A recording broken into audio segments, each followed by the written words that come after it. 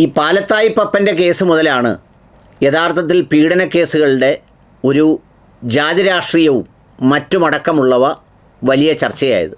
അതിനു മുമ്പ് വ്യത്യസ്ത ജാതിയിലും മതത്തിലും പെട്ട മതപുരോഹിതന്മാരെ ഒക്കെ അടക്കം അറസ്റ്റ് ചെയ്യുകയും അവരെയൊക്കെ ശിക്ഷിക്കുകയും ചെയ്തപ്പോൾ പരസ്പരം അതിന്മേൽ ജാതി പറഞ്ഞാണ് പ്രതികരിച്ചതെങ്കിൽ ഇത് കുടുക്കിയതിന് പിന്നിലെ ജാതി പറഞ്ഞു തുടങ്ങിയത് പാലത്തായി പപ്പൻ്റെ കേസിലാണ്. നമ്മുടെ കേരളത്തിലെ ഏറ്റവും ആഘോഷിക്കപ്പെട്ട മന്ത്രിമാരിൽ ഒരാളായ ശൈലജ ടീച്ചറിൻ്റെ മണ്ഡലത്തിൽ ഒരു പെൺകുട്ടി പീഡിപ്പിക്കപ്പെട്ടതുമായി ബന്ധപ്പെട്ട് ഈ പാലത്തായി പപ്പന് ലഭിക്കുന്ന സംരക്ഷണത്തെ സംബന്ധിച്ച് വലിയ ചർച്ചകളും വലിയ ആരോപണങ്ങളുമൊക്കെ ഉണ്ടായിരുന്നു. ഒടുവിൽ കോടതി ശിക്ഷ വിധിച്ചപ്പോൾ വളരെ കൃത്യമായി അതിൽ ഈ MLA കൂടിയായ മന്ത്രിയുടെ വകുപ്പിൻ്റെ കാര്യക്ഷമതയില്ലായ്മയെ വരെ നിഴലിൽ നിർത്തിക്കൊണ്ടാണ് ആ വിധി പ്രസ്താവനയുണ്ടായത്. അതിനുശേഷം വന്ന കേസുകളിലെല്ലാം മുരാരി ബാബുവിൻ്റെ കേസിലും അത് മുസ്ലിങ്ങളെ പിന്തുണച്ചതുകൊണ്ടാണ് മുരാരി ബാബുവിനെ അങ്ങനെ ഉണ്ടാക്കിയത് ഇങ്ങനെ ഉണ്ടാക്കിയതെന്ന് പറഞ്ഞ് കുറേ പേര് രംഗത്ത് വന്നിരുന്നു. ഫിലിപ്പ് മമ്പാടിനെ തൂക്കിയപ്പോഴും പറഞ്ഞത് അത് ലഹരി മാഫിയയാണ്, അതിൻ്റെ അപ്പുറത്തതാണെന്നൊക്കെ പറഞ്ഞാണ്. മുരാരി ബാബുവിനെ അത് പറയാൻ കാരണം ഞാനിപ്പോൾ കഴിഞ്ഞ ദിവസത്തെ ഒരു അന്വേഷണത്തിൽ മനസ്സിലായത് മലബാറിൽ നിന്നുള്ള സ്ത്രീകളിൽ ഒരുപാട് പേർ മുരാരി ബാബുവിൻ്റെ ചികിത്സയ്ക്ക് വിധേയമായവരും അതിലൂടെ രോഗശാന്തി നേടിയവരും അതുപോലെ പല പ്രശ്നങ്ങളും പരിഹരിച്ചവരുമാണത്രേ. അതുകൊണ്ടാണ് മുരാരി ബാബു തൊപ്പിയിട്ട് മാപ്പിളപ്പാട്ട് പാടിയത്. മുരാരി ബാബു യഥാർത്ഥത്തിൽ എന്നോടൊരാൾ പറഞ്ഞത് നമ്മുടെ എന്താ പറയുന്നത് മറ്റേ ആറ്റപ്പൂ ഉണ്ടല്ലോ, എന്താ അയാളുടെ പേര് മറന്നുപോയി, ഓട്ടോക്കാരൻ തങ്ങൾ, ആ തങ്ങളുടെ വേറൊരു ഹിന്ദു പതിപ്പാണ് മുരാരി ബാബു എന്നാണ് പറഞ്ഞത്. ഏതായാലും ഇപ്പോൾ പാലത്തായി പപ്പൻ്റെ കേസിലും ഈ വിഷയങ്ങളൊക്കെ കത്തി നിൽക്കുന്നതിൻ്റെ ഇടയിലാണ് പുള്ളിക്ക് പരോൾ ലഭിച്ചത്.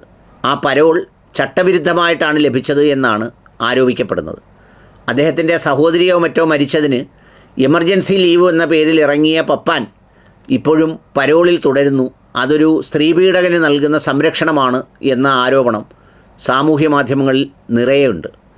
ആദ്യകാലം മുതലേ സംരക്ഷിക്കാൻ ശ്രമിക്കുന്നു എന്ന ആരോപണവും ആ കുട്ടിയുടെ ഇരയായ കുട്ടിയുടെ ജാതിയും മതവുമൊക്കെ പറഞ്ഞ് പപ്പാനെ കുടുക്കിയതാണ് എന്ന് പറഞ്ഞ് നിരവധിയായ പാപ്പാന്മാർ സാമൂഹ്യ മാധ്യമത്തിൽ രംഗത്തിറങ്ങിയിരുന്നു. അതിൽ നമ്മുടെ പോലീസ് പാപ്പാനും നിയമവിദഗ്ധ പാപ്പാന്മാരും അടക്കം പല പാപ്പാന്മാരും ഉണ്ടായിരുന്നു. അതിനെയൊക്കെ അതിജീവിച്ചാണ് കോടതിയുടെ അതിശക്തമായ വിധിയിൽ ഈ പാലത്തായി പാപ്പാൻ അതിനകത്ത് വീണത്. ഇപ്പോൾ പാലത്തായി പപ്പൻ പുറത്തിറങ്ങിയിരിക്കുന്നു എന്നാണ് പറയുന്നത്. ഇത്തരം കാര്യങ്ങളിലൊക്കെ ഒരു കമ്മ്യൂണിസ്റ്റ് BJP ബന്ധമാണ് ഇലക്ഷൻ സമയത്ത് എല്ലാവരും ആരോപിക്കുന്നത്.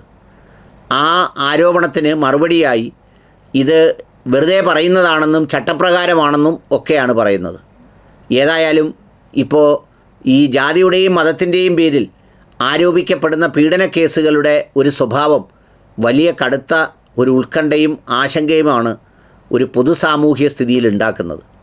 ഇത്രയും കുറ്റകൃത്യം ചെയ്യുന്നവനെ പോലും ആ കുറ്റകൃത്യത്തിൻ്റെ പേരിലല്ല, വീണ്ടും അവിടെ കുടുക്കി അല്ലെങ്കിൽ പെടുത്തി അല്ലെങ്കിൽ തൂക്കി എന്നൊക്കെ പറയുന്ന ചില അടിസ്ഥാനരഹിത ആക്ഷേപങ്ങൾ പലതിലും ചേർത്ത് വെച്ചുകൊണ്ട് പ്രചരിപ്പിക്കുന്നതിനിടയിലാണ് പാലത്തായി പാപ്പാൻ പുറത്തിറങ്ങിയിരിക്കുന്നത്.